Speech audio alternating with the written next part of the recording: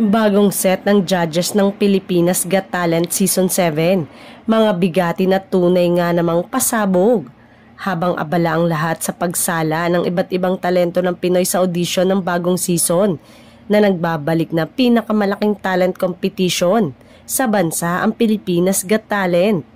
Pinag-uusapan na sa social media ang bagong set ng judge na sila namang kikilati sa galing ng ilan sa ating mga kababayang may mga natatanging kakayanan.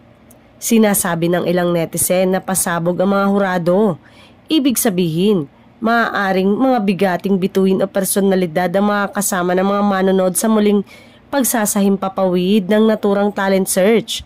Sigurado na mga respetado ang mga personalidad na ito na kinabibilangan ng mga tigdalawang kalalakihan at kababaihan. Sa mga unang season ng PGT, tumatak sa marami ang mga pangalan ni Miss Chris Aquino, Miss Ay de las Alas at ang dating Pangulo ng ABS-CBN na si Sir Ferdy M. Garcia. At kinalaunan ay nagkaroon pa ng mga kilalang pangalan sa industriya gaya ni na Miss Angel Locsin. Ang ngayon ay senador na si Robin Padilla at ang unkabogable phenomenal star Vice Ganda.